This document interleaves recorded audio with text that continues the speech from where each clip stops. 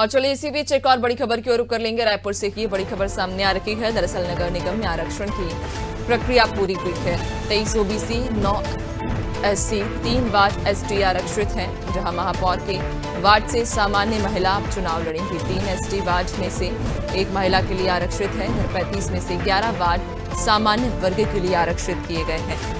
तो रायपुर से ये बड़ी खबर, जहां नगर निगम में आरक्षण की प्रक्रिया पूरी हो गई है। 23 ओबीसी, 9 एससी और 3 वार्ड एसटी के लिए आरक्षित किए गए हैं। महापौर के वार्ड से सामान्य महिला चुनाव लड़ सकेंगी, जबकि 3 एसटी वार्ड में से 1 महिला के लिए आरक्षित है और 35 में से 11 वार्ड सामान्य वर्ग के लिए आरक्षित है। ज्यादा जानकारी लेंगे सहयोगी कुलभूषण लगातार हमारे साथ बने हुए हैं।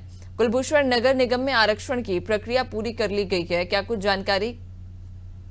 बिल्कुल, ओबीसी आरक्षण को लेकर लगातार जो है लंबे विवाद के बाद, लंबे संशय के बाद जो है वो जो पूरी प्रक्रिया है नगर निगम चुनाव की वो पूरी कर ली गई है। और इस बार यकीनन तौर पर पिछड़े वर्ग को आगे लाने के लिए और साथ साथ महिलाओं को जो है वो सदन में आगे जो है वो पक्ष में आगे रखने के लिए वहां पर एक काफी बड़ी यहाँ पर पहल की गई है, जिसमें बता दूं कि करीब 23 ओबीसी, 9 एससी और 3 वार्ड में एससी आरक्षित किया गया है। साथ ही साथ इसके साथ जो महिलाओं को आगे लाने की एक बड़ी मुहिम इस बार की गई है, जिसमें 23 ओबीसी में से 8 में है जो महिला आरक्षित सीट होंगी। 9 एसटी वार्ड में जो है वो 3 में महिला आरक्षित की गई है। साथ ही साथ जो 3 एसटी वार्ड है उसमें भी 1 सीट जो है वो महिला को दी गई है।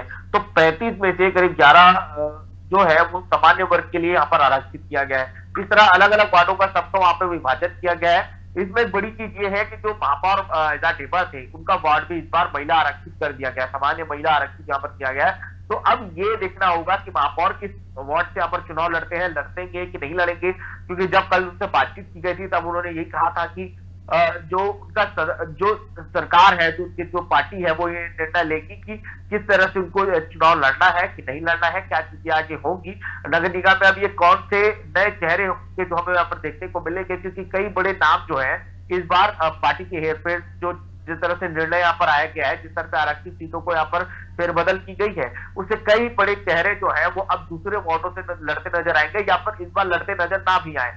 तो बहुत से इस बार नए चेहरे जो है वो हमें नगरीय निकाय चुनाव के दौरान यहाँ पर देखने को मिलेंगे। तो ये देखना होगा कि कौन से वो नए चेहरे होते हैं, किस तरह से नगरीय निकाय चुनाव में किसकी जो है वो सरकार यहाँ पर बनती है, ये देखने वाली बात होगी। जी बिल्कुल, वाकई। और अब चूंकि आरक्षण की प्रक्रिया भी पूरी कर ली गई है, देखने वाली बात होगी आखिर क्या कुछ रणनीति के साथ पार्टियां यहां चुनाव लड़ती हैं। बहुत शुक्रिया आपका जानकारी साझा करने के लिए। तो आपको बताते चलें कि नगर निगम में आरक्षण की प्रक्रिया पूरी हो चुकी है, जिनमें से 23 ओबीसी, 9 एससी और 3 वार्ड एसटी के लिए आरक्षित हैं। तो महापौर के वार्ड से सामान्य महिला चुनाव लड़ेंगी। इसके अलावा 3 एसटी वार्ड में से 1 महिला के लिए आरक्षित है और 35 में से 11 वार्ड सामान्य वर्ग के लिए आरक्षित है।